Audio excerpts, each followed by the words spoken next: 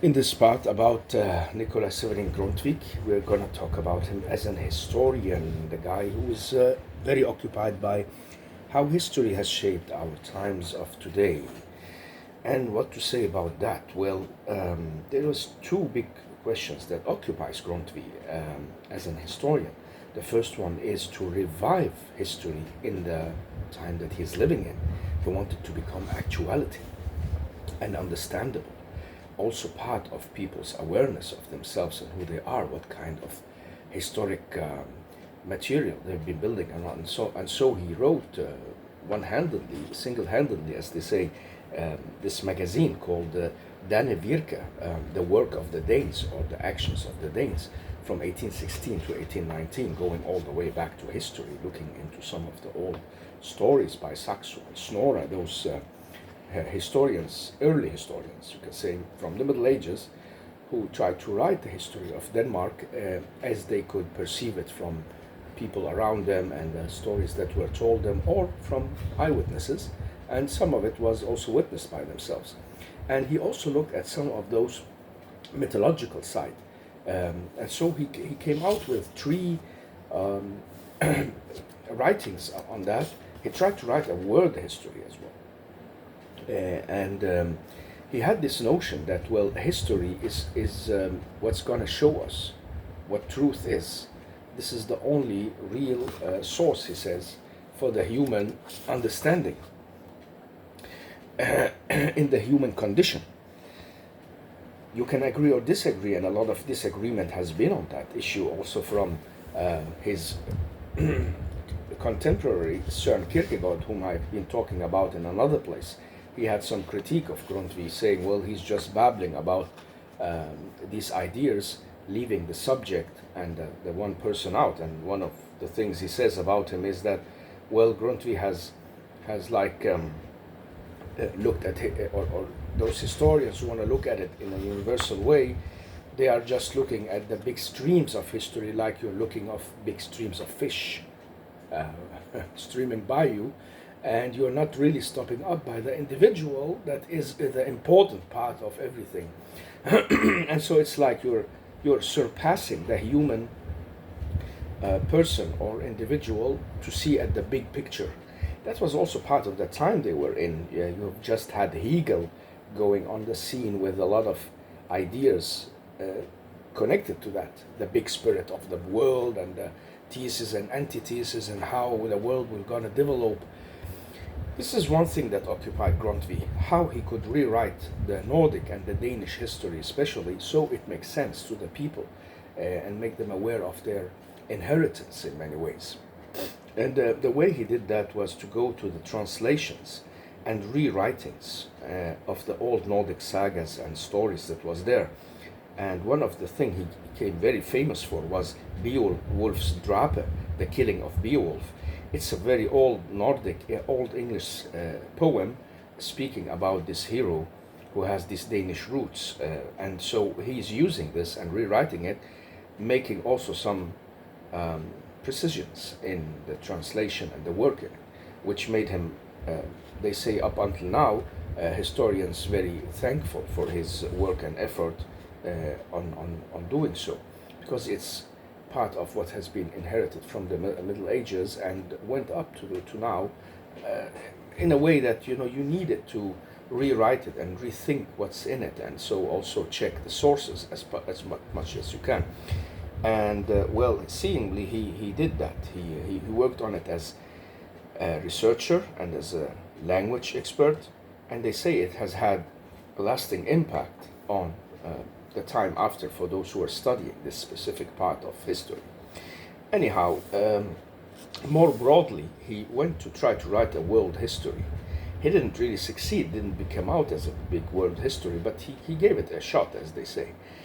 The times he was in was also important because it was at the time of rewriting history in ways that make sense as a development process and not just as moralistic views on certain issues. An example of this could be if you are using a story from the past to show people how to act in their real life. That is like a focus on something in history you want to use for a purpose of morals or building up the notion of the right against the wrong. But writing a universal history is different altogether, because you have to go on really seeing the development processes in the whole history of the world, if you could.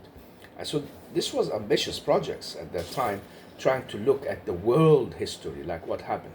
Of course, many of these writings were Eurocentric, as they say, centered around the West mostly.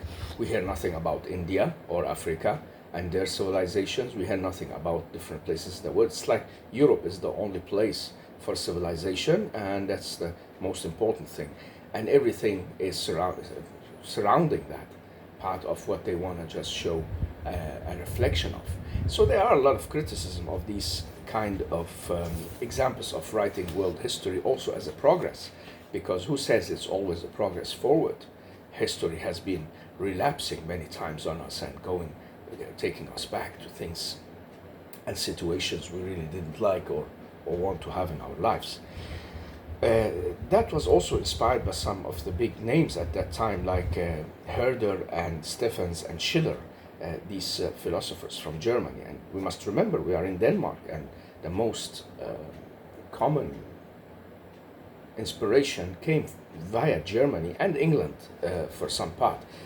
But Denmark became that center for these people who also made big names at that time around the changes that was in Grundtvig's time. We must always also remember he was in a time where things were really changing. He could see it. He was born just before that in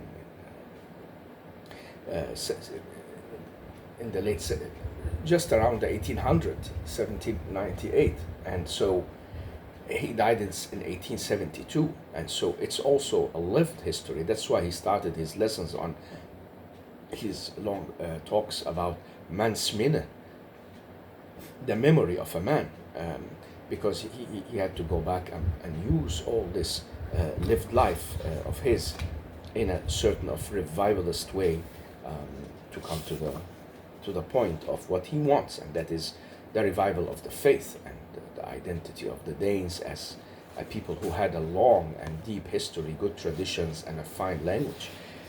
And so he was really passionate about that, and romantic in many ways, in using romanticism, romantic not as the one who just falls in love, but that romanticism, like the love of history and the spirit of the times and the spirit of what has been before you. This is the romanticism. It's a reviving of the big spirits, bringing it to life in the now, reviving the golden age and building on it, making something out of it for the future. That's his views anyhow, and there's a picture of him here standing in his living room, perhaps with his wife behind him, and thinking about history, writing. He wrote a lot, and imagine no computers and no Word, PC, nothing like that. It's all in hand, and most of the time also on the candle lights. What am I saying? Most of the time? Well, all the time. What else were there? No lights and no electricity at that time, just before the time of electricity kicked in. So yeah, it wasn't easy, and to write so much, leave such a big inheritance, is something that is worth looking at. And I remember from my times of study in the seminarium of Jelling in near Vejle in Jutland in Denmark, and this is also the place where the runesten, they are the two big stones that shows the old inscriptions of the old Nordic history that made Denmark to what it is. It's one of the really central places if you want to go and understand something about the history of Denmark. These inscriptions that were there from the first king who made the Danes Christians, and so I saw his books on the shelf of that library, a really big, what can you say, many volumes, really many volumes. I don't know, about 25, 30 volumes at least, maybe 40, and in small writing, not handwritten, but computer typewriting, and very small font. And so I got a sense of this huge figure who really could encompass a lot in his lifetime, compared to today, where you see a researcher using maybe a decade of his life or 5, 6 years just to finish one book, despite all the resources they can have available today. We're not getting anywhere really in our productivity as this man could. So you have to really respect that how he is talking about this. One, the other, what to say, issue that occupied him. This was the first one. The other issue that occupied him is to see history as a source of truth. And how to explain that? Well, I'm not sure I understand it totally myself, but it's like he wants to use history to say it will show what truth is with time. And time you have to look back at when it's over and done, and so that way you will be able to see what history is. It's like a kind of, I can see and sense a kind of bringing the identity and the Christianity in the picture. So he's not only occupied by writing history as a universal issue and the progressive part of his writings, that history will evolve and revive the identity of the people. He's also seeing it as a process of bringing the truth with it, bringing on the voice of God, perhaps. I'm not sure he's saying it that way directly, and there's nothing to show here, but he is very occupied with that as well, and he was very keen on being that historian. One final thing is that he tried to really revive history in his poems as well. So we can see a lot of the writings he had in his poems also occupied with history as something that is important for him. And that is one of the things that's been shown here is how he reformed the bells of the forefathers. Et omstubbe forfedrenes klokker.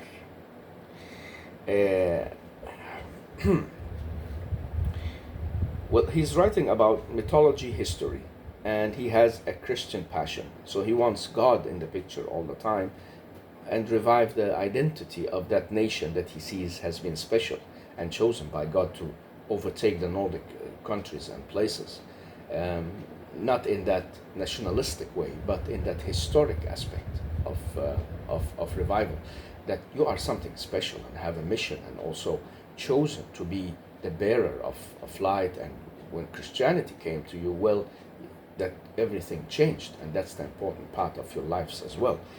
And in that way, he tries sometimes to go back and look at those old histories from the old writers, poems, people from his past, from the country's past, from the Danish and Nordic past, and rewrite it in a way that makes sense, combined with that culture that he's carrying with him, the Christian and Nordic Danish culture at the same time. In this poem that has been used here in the book, Efterklangen, it's like the re-sounding of the bells from those old times. He's looking back at people who could write poems in great length and write really in depth, many pages, and he wanna bring that into the now, showing how hard it is. And this is what he's doing in this one, taking the place of that poem, a poet who wrote the poem about this historic battle that happened and the two Danish princes and something out of that time they were in. He wants to reform it as well. How does that touch on our reality now, and how does that history really matters for us? And the perspective he saw on that was, well, that writer is trying to bring something valuable to the time beyond him, and so does he. He wants to bring something valuable to move it on in time, so that I and you and whoever is sitting can now reach out and look back at what happened 1,000 years ago, but connected with what is going on today or in our lived lives. And in that way, you can see him. He is really making a picture of that in this poem. It's hard to read. It has been translated to English by a very fine writer and translator called Edward Broadbridge. I can recommend the book in English as well. It's Anas Holm's book, Grundtvig, an Introduction. And so he's saying, I am rewriting some of these big heroic battle epic poems from the history of my forefathers, bringing it into the now so you can read it. But I cannot bring it in full. I can only resound some of the bells. That is my capability. When we look at today what he has been doing, well, for us it's wow, huge work. What kind of resounding is that? It's maybe stronger than the original bell itself. But well, in his view, he's just rewriting some old stories in a way that really does not live up to it. But he want to bring it on to the generation he's in, so they can see what kind of connections they had with history. Yeah, that was well what's about his man as history. Maybe we should also mention, as in the book here, his lectures on from man's memory, man's minne, as it's called in Danish, and what they are really about. It was a group of students in a collegium in Copenhagen that wanted to mark the 50 years old for that change that came in the society of Denmark, relieving people from their duties in the lands for the landowners, and so maybe making the kickstart to the modern society. And they wanted Grundtvig to talk about that time that he also has lived, and so it became like man's memory. It's only the history of his time he's going to look back at and bring some memories from, and also some reflections on. And it came to be 51 long lectures, and he wrote it all in hand as manuscripts, fully written manuscripts each time. And they went on from June 20th to November 26th in the year of 1838, where he lectured each Monday, Wednesday, Friday from 8 to 9 in the evening. And people really gathered to listen to them, not only the students, but also people from the outside got to understand their importance, or wanted to have a share of them as well. And what is it we can read in that? Well, according to the experts and the author here, Anas Holm, he's given us this idea that the history has to be an inspiration for the action in the now. This sounds very familiar from what we've been talking about. And the importance of these speeches is for Grundtvig that they will revive the action in people. That is the important part of reading the history, to see these parts that is making the difference, and the actions that is forming that history. And that has to be in an oral and very much engaging way. It has to be the lived word, and not only those scientifically, historically dry and tiresome sources that can be laid forward as a lecture you do not really get engaged in. But it's factually much better, and it's correct, and has a lot of details in it. So imagine you're standing with two persons who are going to lecture you on history, and the first one is this scientific person who's going to show you the history as it really happened, and with the notes and differences and several sources that's saying this and that, and he want to really get it correct. But it's dry, it has no effect on you, and it's nothing related to what you want to understand of your life. And so Grundtvig is of that approach, telling the students in his opening speech that history has to have that little difference, and to find it in the things that's happening in it. And he says here, history in the past has been for all the main people, and especially for our fathers in the high north, what history must be again, at least with us. It should not be a pen that's just crawling on the paper, but a bird with eagle wings that is very proud, sailing over the tides, looking with a sharp view of the folk on these actions and events, and only stopping by them. And then he goes on explaining that, well, don't misunderstand me. I am also one of these bookworms who likes the details and likes to get things correct. I'm not just saying, say whatever you like about history, but he wants it to be something that's enriching, looking at what was it really that shaped the outcome of that battle, or what happened so that these people got back to their golden age. This is what he wants to get at. What's the use of history in the now, and how can it be that reviving word, the living history? So, like we remember from, he was talking about the church, the living word. That means the living word of Christ in the group of the Christian communion community. Sorry, going to that communion. Well, it is the same with history. It's the living word that's important. It is what will revive the spirit of the people, and that's a beautiful thing from Romanticism. That's also very much lost today, and at least in what I can see in our times, in this part of the world, and maybe in other parts, it's become this dry, recollecting history in many ways. But at the same time, we can also see good efforts of showing history in very engaging and inspiring ways as well, in some books and also some documentaries and so on. So that spirit has also gone on into the time of ours as well. But this is what basically, well, Grundtvig, as an historian, very shortly said, a man who wants to revive the history so it becomes available and revive the spirit of it for the people.